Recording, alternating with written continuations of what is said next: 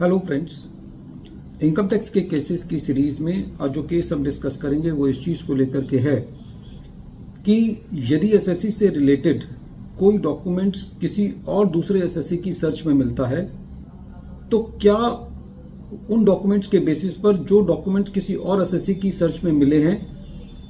उस एसएससी का assessment section 143 subsection 3 में किया जाना चाहिए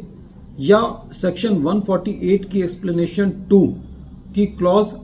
III या 4 के अंदर किया जाना चाहिए। यही इशू ऑनरेबल दिल्ली ITAT की सी बेंच ने अपने केस रमेश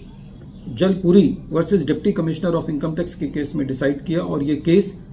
186taxman.com 1169 पर रिपोर्ट हुआ और इस केस का जजमेंट 20 मई 2026 को आया। प्रेजेंट केस के अंदर एक सर्च कंडक्ट की गई उल्फेक्स मॉन्टेज ग्रुप के अंदर और उस सर्च के अंदर कोई एक्सेल शीट मिली उस ग्रुप के HR मैनेजर के पास जिस एक्सेल शीट के मुताबिक ये इंफॉर्मेशन रेवेन्यू को मिली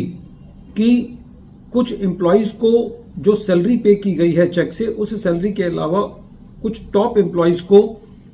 कैश के अंदर भी सैलरी पे की गई है और उस इंफॉर्मेशन के बेसिस पर एसएससी की असेसमेंट सेक्शन 143 सबसेक्शन 3 के अंदर की गई। जब ये मैटर ट्रिब्यूनल के पास था तो एसएससी का ये लीगल ग्राउंड था कि प्रेजेंट केस में क्योंकि कोई भी इंफॉर्मेशन एसएससी के पोसेशन में नहीं मिली है और जिस इंफॉर्मेशन के बेसिस पर एडिशन किया गया है वो इंफॉर्मेशन किसी और एसएससी की सर्च में मिली है तो ऐसे केस में एसएससी की असेसमेंट जो है वो सेक्शन 148 की एक्सप्लेनेशन 2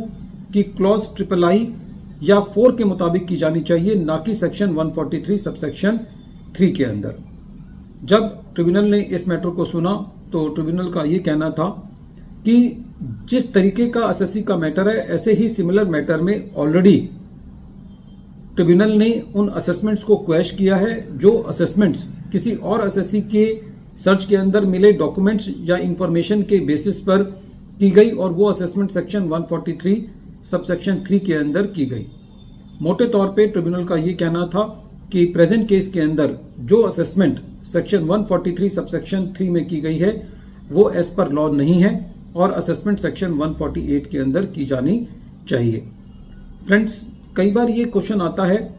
कि असेसमेंट चाहे सेक्शन 143 सबसेक्शन 3 में हो या असेसमेंट सेक्शन 148 में हो तो इससे एसएससी का क्या प्रेजुडाइज होता है। लेकिन इस पर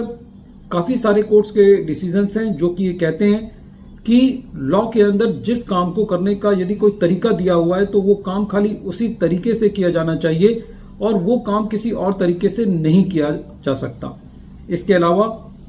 जो इनकम टैक्स एक्ट के अंदर या रूल्स के अंदर जो प्रोसीजर्स हैं वो प्रोसीजर्स जो हैं वो स्ट्रिक्टली फॉलो किए जाने चाहिए। यदि डिपार्टमेंट की गाइडलाइंस, सर्कुलर्स, इंस्ट्रक्शंस यदि वो फॉलो नहीं होती हैं तो उन इंस्ट्रक्शंस को बिना फॉलो किए या उन इंस्ट्रक्शंस का उल्लंघन किए बिना जो असेसमेंट ऑर्डर्स पास किए जाते हैं वो काफी सारे केसेस में ये देखने को मिला है कि ट्रिब्यूनल स्क्वैश करती हैं। उदाहरण के तौर पर जो मॉनेटरी लिमिट्स का सर्कुलर है जहां पर असेसिंग ऑफिसर ने नोटिस इशू करना है लेकिन डिप्टी कमिश्नर इशू करता है या वाइस वर्सा, या जहां पर इंस्ट्रक्शंस को फॉलो नहीं किया जा सकता। उदाहरण के तौर पर जहां पे असेसमेंट ऑर्डर डिजिटली साइन होना है लेकिन असेसमेंट ऑर्डर जो है वो मैनुअली साइन किया जाता है। तो काफी सारे केसेस में देखने को मिला है कि इंस्ट्रक्शंस को फॉलो ना करने पर ट्रिब्यूनल्स ने असेसमेंट ऑर्डर्स को क्वेश किया है।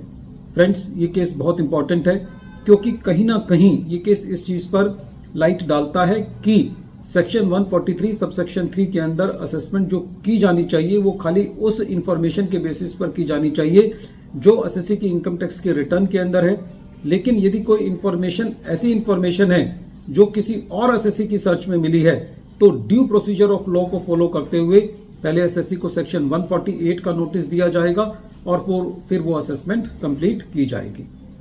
वीडियो के अंत में एक बार फिर मैं केस का नाम रिपीट कर रहा हूं। केस का नाम है रमेश जलपुरी वर्सेस